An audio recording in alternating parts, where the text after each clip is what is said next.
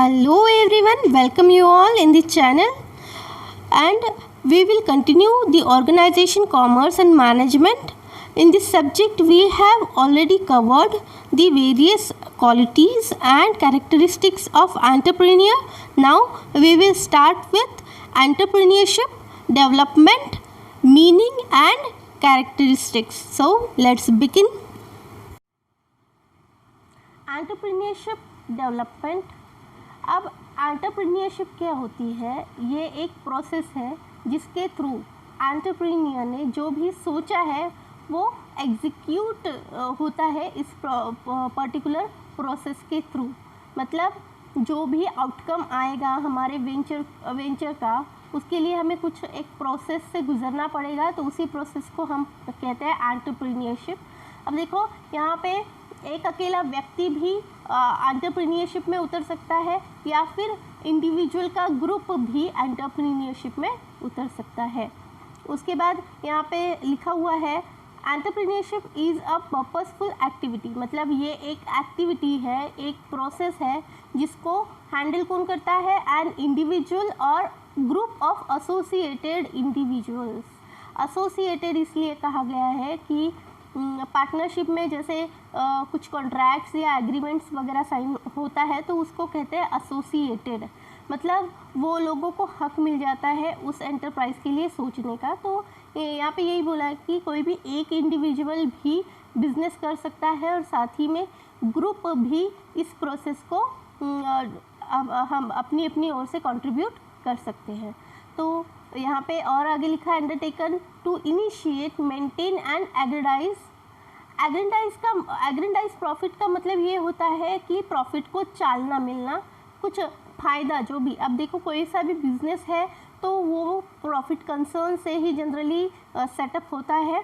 तो एग्रेंडाइज का मतलब होता है उसको चालना मिलना, जो भी हमें आउटकम होगा उसको चालना मिलना, हमेशा वो बढ़ते जाना और साथ ही में लोगों को ऐसे प्रोडक्ट्स या सर्विसेज प्रोवाइड करना जिसके थ्रू लोगों की नीड जो है वो सेटिस्फाई होती रहे और साथ ही में हम इकोनॉमिकली स्ट्रॉन्ग होते रहे। तो यही एक प्रॉपर मीनिंग है एंटरप्रेन्योरशिप डेवलपमेंट का। उसके बाद characteristics of entrepreneurship development.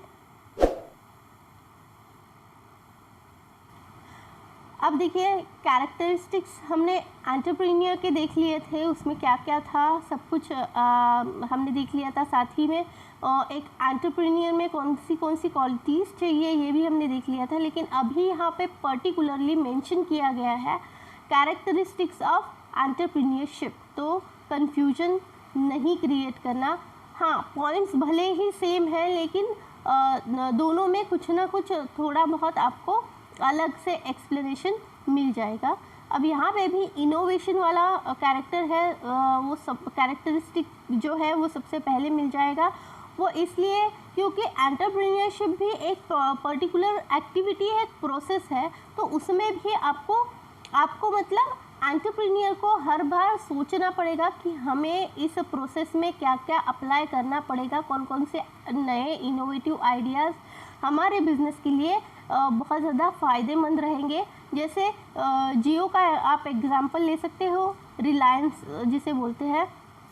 Reliance में हुआ ये कि उन्होंने वो एक अब सबसे शक्तिशाली या स्ट्रॉन्ग डेटा नेट प्रोवाइडर बन गया या ऑपरेटर बन गया, सर्विस ऑपरेटर बन गया मोबाइल की फील्ड में। तो उन्होंने ये सारी चीज़ें ऐसी ही नहीं की होगी, उन्होंने सोचा होगा। देखो सोचा मतलब देखो उन्होंने सबसे पहले लोगों को अट्रैक्ट करने के लिए 1 साल तक अपनी जितनी भी सर्विसेज है वो फ्री दी थी, फ्री अवेल कराई थी लोगों के लिए। लेकिन उसी टाइम पे उन्होंने क्या किया, जो भी ड्रॉबैक्स थे या बॉटलनेक थे उनके प्रोडक्ट के, वो उन्होंने सॉर्ट आउट किए और साथ ही में लोगों का जो भी फीडबैक है वो चेक किया कि उनके सर्विस के लिए लोग किस तरह से रिएक्ट कर रहे हैं, उनको ये चीज़ पसंद भी आ रही है या नहीं। तो यही होता है एक इनोवेशन। पहले उन्होंने लोगों को आदत लगा दी फ्री में डेटा यूज़ करने की, या अनलिमिटेड कॉल एंड ऑल सारी सुविधाएं उन्होंने फ्री में प्रोवाइड कर रखी थी। तो लोगों को उन्होंने हैबिचुअल बना दिया, मतलब देखो उन्होंने नीड क्रिएट की। तो एक एंटरप्रेन्योर को इसी टाइप से सोचना काफ़ी इम्पॉर्टेंट होता है, और इसीलिए ये जो कैरेक्टरिस्टिक है इनोवेशन, ये एंटरप्रेन्योरशिप में भी आ गया है। हर बार अपने एंटरप्रेन्योरशिप में आपको इनोवेटिव वे में चीज़ें करनी पड़ेगी, जिससे ज़्यादा से ज़्यादा कस्टमर्स अट्रैक्ट हो, साथ ही में आपकी क्वालिटी बढ़े, और आपके जो भी प्रोडक्ट है या जो भी सर्विसेज है उनमें अपग्रेडेशन हो। उसके बाद नेक्स्ट है इकोनॉमिक एक्टिविटी। अब ऑब्वियसली जो भी हम इसमें कर रहे हैं वो इकोनॉमिक एक्टिविटी है, और इकोनॉमिक एक्टिविटी क्या होती है ये तुम लोगों को अच्छे से पता है गाइस, जिसके थ्रू हम कुछ ना कुछ पैसे का एक्सपेक्टेशन रखते हैं।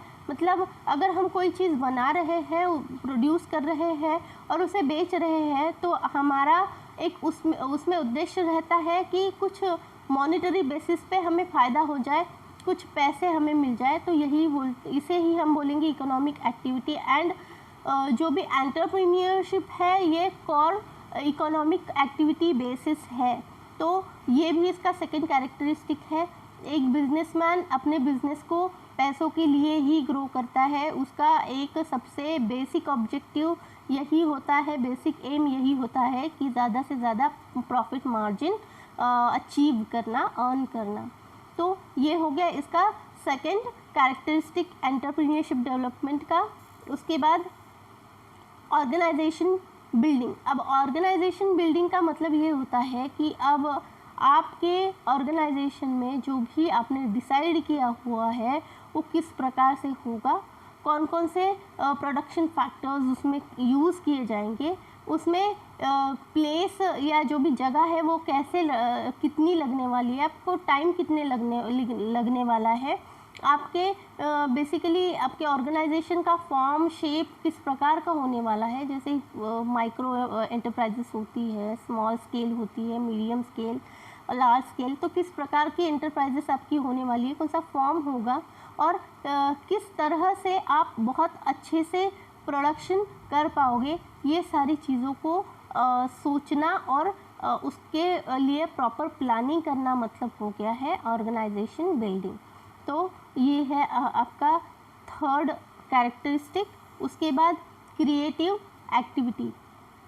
अब क्रिएटिव एक्टिविटी का मतलब ये होता है कि आपको हमेशा अपने लिए कुछ क्रिएटिव सोचना पड़ेगा, कुछ इम्पोर्टेंट सोचना पड़ेगा जो आपके बिजनेस के लिए काफ़ी सुटेबल होगा और काफ़ी अच्छा प्रॉफिट गेन करने के लिए मदद कर सकता है।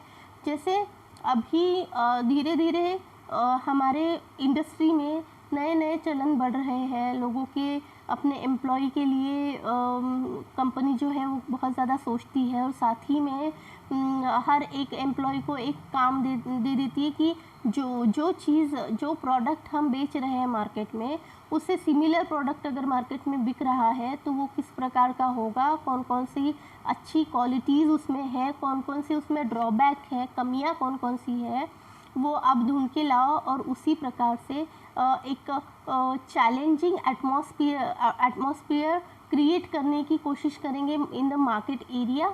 मतलब अभी कट थ्रोट कंपटीशन चल रही है मार्केट में, हर एक प्रोडक्ट के लिए आपको कुछ ना कुछ मिल जाएगा। जैसे मोबाइल के सेक्टर में भी आप देख सकते हो, कंप्यूटर के सेक्टर में देख सकते हो, या कोई भी इलेक्ट्रॉनिक प्रोडक्ट देख लो, एक से बढ़कर एक क्वालिटी हमें बहुत अच्छे रिजनेबल रेट में मिल जाती है। तो उस कंपटीशन में टिके रहने के लिए आपको क्रिएटिव एक्टिविटी का बहुत सपोर्ट होता है, तो ये भी एक कैरेक्टरिस्टिक है। तो आज का वीडियो यहीं पे स्टॉप करते हैं। आपको अगर कोई चीज़ समझ में नहीं आती है तो just ask on the group and take care, bye bye.